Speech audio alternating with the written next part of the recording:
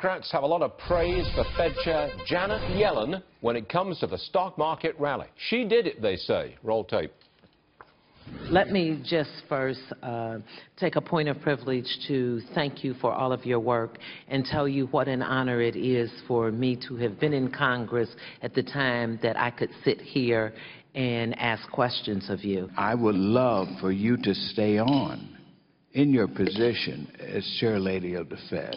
Thank you, Chair Yellen, for your incomparable leadership at the Federal Reserve. Things are doing pretty well. In Colorado, I want to thank you. We were in real dumps. I thank you for your service. You're doing a heck of a job. Now, to get to the point here, the Democrats say that Janet Yellen created the big stock market rally. That gentleman on the right-hand side of your screen is Republican Congressman from Wisconsin, Duffy, who says, no, it's not the Yellen stock market rally, it's the Trump rally. Make your case, Congressman. Well, they were trying to give Janet Yellen a big, fat, wet kiss for this roaring economy, in the sense that the stock market is up, the unemployment rates are down. And I had to ask Chair Yellen, I said, listen, Chair Yellen, what changes have you made since November 8th that has created this new economic growth and decrease in unemployment and raging stock market?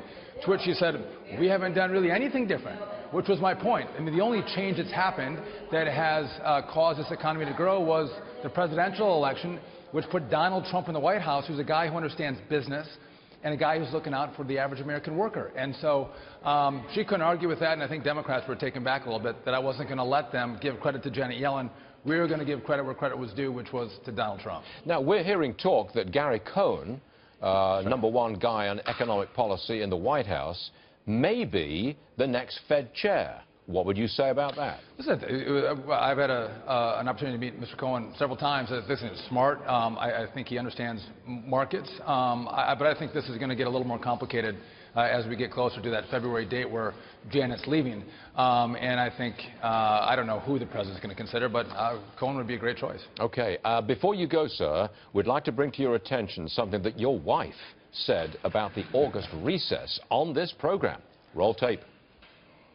Thank you. Can I quick jump in on what Louis Gohmert just said about the August recess? So when he said he was willing to work through the August recess, my heart sank. I'm a congressional spouse. I don't see my husband and my kids very often. Well, Congressman, this is just a warning. Your wife is on this program today in the 10 o'clock hour. Final words from you. First off, she's cute, isn't she? Number one. But on that point, seriously, we have 200 bills sitting over in the Senate, Stuart, that haven't been acted on. We can't sit in the House and hope that the Senate acts on health care reform. We're going to go back. We're going to work with our constituents. If the Senate passes a health care bill, we'll come back and we'll deal with it. But why are we going to sit here and wait for them to take up all the legislation that we've sent their way? It stacks up like cordwood. So there's no reason for us to stay. We've got to go back and see our constituents. But if there is an opportunity to do health care, we'll be back here and do that work. So that's your answer to your wife. Well, I'll put your answer to your wife in the 10 o'clock hour this morning. And I want to see her, too. Yeah, sure. Congressman, thanks for joining us, sir. Good morning. Thank you.